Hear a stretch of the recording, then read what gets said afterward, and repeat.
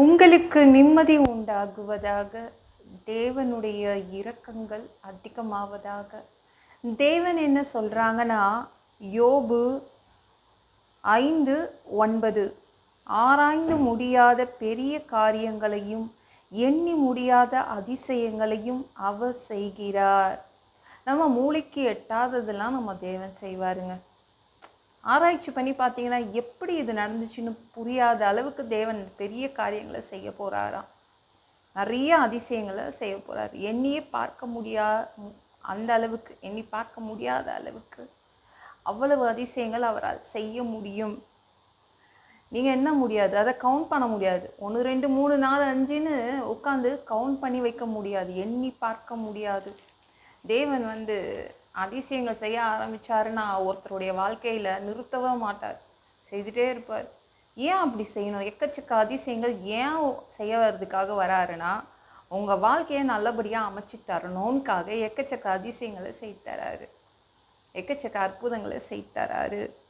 அவரால் உங்கள் வாழ்க்கையை நல்லபடியாக அமைச்சு தர முடியும். ஐயோ என் வாழ்க்கை மோசமாக இருக்குதுன்றீங்களா, அதற்காக அவர் எக்கச்சக்க அதிசயங்களை செய்து தந்துடுவார். எண்ணியே பார்க்க முடியாதுங்க, எக்கச்சக்கமாக செய்திருவார். உங்கள் வியாதி தீரணுன்னா அதிசயம் தேவை தானே, உங்கள் பிரச்சனை தீரணுன்னா அதிசயம் தேவை தானே, கடன் தீரணுன்னா கண்டிப்பாக தேவன் அதிசயம் செய்யணும். அப்படி தானே எதிர்பார்க்குறீங்க. அதற்காக நீங்கள் எண்ணி பார்க்க முடியாத அளவுக்கு தேவன் அதிசயம் செய்து கொடுத்துருவார்.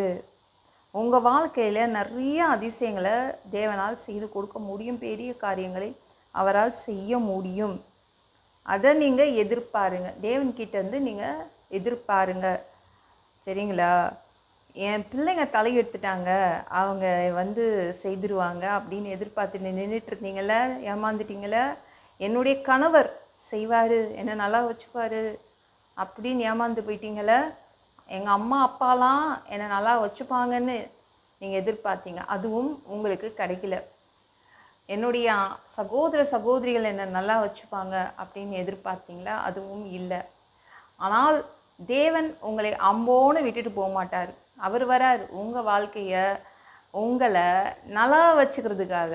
அவர் என்ன பண்ணுறாரு, எக்கச்சக்க அதிசயங்களை செய்து கொடுத்துட்றாரு.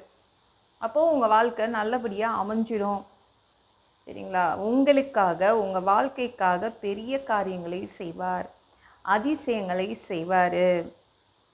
நல்லா வச்சு பாருங்க, அதிசயங்கள்லாம் செய்து நல்லா வச்சுப்பார், பெரிய காரியங்களை செய்து நல்லா வச்சுப்பார். எவ்வளோ செய்தாலும் சொல்லி காட்ட மாட்டார், எவ்வளோ வேணாலும் செய்வார். என்னவே முடியாத அளவுக்கு செய்தால் கூட அவர் என்ன பண்ணுவார், சொல்லி காட்ட மாட்டார். அவ்வளோ செய்ய போகிறாரு உங்களுக்காக. உங்கள் வாழ்க்கையை நல்லபடியாக அமைச்சு தருவார். உங்களை நல்லா பார்த்துப்பார், நல்லா வச்சு பாருங்க. உங்கள் மோசமான வாழ்க்கையை அதிசயங்கள் செய்து கட்டிடுவார், பெரிய காரியங்கள் செய்து கட்டிடுவார், நல்லா அமைச்சு தருவாருங்க. பயப்படாதீங்க. நம்ம யோபு இருக்காங்களே, அவங்கள பார்க்குறதுக்காக நண்பர்கள் வந்தாங்க. இந்த நண்பர்கள் தலை மேலே மண்ணள்ளி போட்டு அழுதாங்களாம் யோபுவை பார்த்து. யோபுவுக்கு வந்தது மகா பெரிய துக்கம் அப்படின்னு புழுதியை எடுத்து தலைமாலை போட்டு அழுதாங்களாம். அப்புறம் ட்ரெஸ்ஸெல்லாம் கிழிச்சிக்கிட்டாங்களாம். யோபுவோடு 7 நாள் 7 இரவு பகல் பேசாமையே தரையிலே உட்காந்தாங்களாம். அப்படிப்பட்ட நண்பர்களால் ஒரு சின்ன காரியம் கூட செய்து கொடுக்க முடியல. யோபுவோடைய வாழ்க்கையை சீரமைப்பதற்காக எதுவுமே செய்து கொடுக்கல.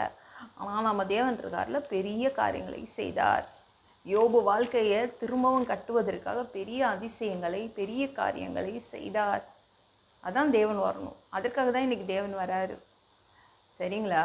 யோபு மனைவி கழுத்தில் நல்லா தங்க செயின் போட்டிருந்தாங்க, வளையல்லாம் போட்டிருந்தாங்க, தங்க வளையல்லாம் இருந்துச்சு, எல்லா கம்மல்லாம் இருந்துச்சு. அதை அவுத்து கொடுக்க அவங்களுக்கு மனசு வரல. ஆனால் தேவன் அதிசயம் செய்தார். அப்போ என்ன நடந்துச்சு, அறிமுகமானவர்கள் சகோதரர் சகோதரிகள்லாம் அவங்க கழுத்தில் போட்டிருக்கிற செயினை கழட்டி கொடுத்தாங்க, வளையலை கழட்டி கொடுத்தாங்க, அவங்க வீட்டில் இருந்த தங்கங்கள்லாம் எடுத்துகிட்டு கொடுத்தாங்க. என்னப்பா யோபு சும்மாவே உட்காந்துட்ருக்க, ஆண்டவர் உனக்கு வியாதியை சரி பண்ணிட்டார்ல, நீ தொழில் ஆரம்பி சொல்லிட்டு கொண்டு கொடுத்தாங்கங்க அவனுடைய முதலீடுக்காக. தேவன் அப்பேற்பட்ட அதிசயங்களை செய்வார். எக்கச்சக்க அதிசயங்கள் நடந்துச்சு யோபுவுக்கு. தேவன் உங்கள் வாழ்க்கையை சரி பண்ணணும், உங்களை நல்லா வச்சுக்கணும்னு அவர் முடிவெடுத்து வந்திருக்காரு. அப்போனா எக்கச்சக்க அதிசயங்கள் செய்வார். யோபு அவனுடைய முன்னிலைமையை பார்க்கிலும் பின்னிலைமை தான் நல்லா இருந்துச்சுன்னு பைபிள் வசனங்கள் சொல்லுதுங்க. முன்னாடி இருந்த வாழ்க்கையை விட பின்னாடி இருந்த வாழ்க்கை சூப்பராக இருக்கும். உங்களுக்கு இனிமேல் வரப்போகிற அந்த வாழ்க்கை செமையாக இருக்கும். ஏன்னா தேவன் எக்கச்சக்க அதிசயங்களை கொண்டு, பெரிய காரியங்கள் கொண்டு உங்கள் வாழ்க்கையை நல்லா அமைச்சு கொடுத்துருவார். சரிங்களா? அதற்காக தான் அதிசயங்கள் செய்வார். ஓகேங்களா? இந்த வீடியோ பிடிச்சிருந்துச்சுன்னா மற்றவங்களுக்கும் ஷேர் பண்ண மறக்காதீங்க. கர்த்தர் தாமே உங்களை ஆசீர்வதிப்பாராக. ஜெபம் பண்ணலாமா?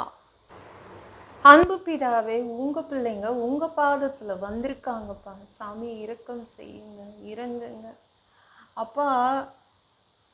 உங்கள் பிள்ளைங்க எவ்வளவு அதிசயங்கள் நீங்கள் செய்ய போகிறீங்கன்னு ஆவலோடு காத்துட்ருக்காங்க, எதிர்பார்த்துட்ருக்காங்க. நீங்கள் எக்கச்சக்க அதிசயங்கள் செய்து தர போகிறீங்க. பெரிய காரியங்கள், ஆராய்ந்து முடியாத பெரிய காரியங்கள் உங்கள் பிள்ளைங்களுடைய வாழ்க்கைக்காக திரும்பவும் கட்ட போகிறீங்க. அதிசயங்கள் செய்து கட்ட போகிறீங்க. நல்லா வச்சுக்க போகிறீங்க உங்கள் பிள்ளைங்களை. அதற்காக நன்றி அப்பா. உங்கள் பிள்ளைங்களை நல்லா வச்சுக்கிறதுக்கு வேறு யாருமே எழுந்து வர முடியாதுப்பா. நீங்கள் தான் இருக்கீங்களேப்பா. சூப்பராக வச்சுப்பீங்க உங்கள் பிள்ளைய. எல்லாம் பொல்லாத பிசாசுகள், ஏவல்கள், மந்திரங்கள், தற்கொலை ஆவிகள், பயத்தின் ஆவிகள், பலவீனப்படுத்துகின்ற ஆவிகள் எல்லாம் இயேசு என்ற பெயரினை கொண்டு துரத்துகிறேன். ஓடிப்போ. உங்கள் பிள்ளைங்களை ரத்த கோட்டிக்குள் மறைச்சிக்கோங்க. பரிசுத்த ஆவியால் நிரப்புங்க. ஞான ஸ்நானம் எடுக்கணும். ரட்சிப்பீராக. இயேசுவின் காயப்பட்ட தழும்புகளால் எல்லா வியாதிகளும், எல்லா பலவீனங்களும், கேன்சர் போன்ற வியாதிகளும், மரண படுக்கைகளும் சரியாகுவதாக. மனிதனாக பிறந்தா ஜீவ புஸ்தகத்தில் பேர் இருக்கணும். அப்படி இல்லைன்னா அந்த மனுஷனை பிடிச்சி நரகத்தில் தள்ளிடுவீங்க. தீ எரிகிற இடத்துல எப்படி போய் வாழ்கிறதுப்பா? அடித்து உதச்சி திருத்தி எங்களை பரலோகத்துக்கே அனுப்பிடுங்க. கழுவப்படாத பாவங்கள் எங்ககிட்ட இருந்துச்சுன்னா உங்கள் திரு ரத்தத்தை கொண்டு கழுவி எங்களை பரலோகத்துக்கே அனுப்பிடுங்க. எந்த ஒரு இமை பொழுது நீங்கள் வருவீங்கன்னு இயேசுவை வணங்கி வணங்கி காத்துட்ருக்கோம். பரிசுத்தமாக வாழ்ந்து வாழ்ந்து காத்துட்ருக்கோம். அந்த ஒரு இமை பொழுதில் உங்களுக்கு ஒப்பான உடம்பு எங்களுக்கு கொடுக்கப்படும். அதை பெற்றுக்கொண்டு மதிய வானத்தில் உங்களை சந்திக்க வருவோம். அந்த தருணத்தை நாங்கள் இழந்துடக்கூடாதுப்பா. 7 வருடம் அந்த கிறிஸ்து ஆட்சியில் விட்டுட்டு போயிடாதீங்க. பிசாசு நடத்தும் ஆட்சியில் விட்டுட்டு போயிடாதீங்க. 1000 வருடம் அப்பா நீங்கள் இந்த பூமியை ஆட்சி செய்வதற்காக வருவீங்க. இங்கேயே தங்குவீங்க. உங்கள் ஆட்சியின் கீழ் வசிக்க ஆசைப்படுறோம். எல்லாவற்றையும் ஒப்பு கொடுக்குறேன். இயேசுவின் மூலம் ஜெபம் கேளும் பிதாவே, ஆமென். நாளைக்கு பார்க்கலாம்.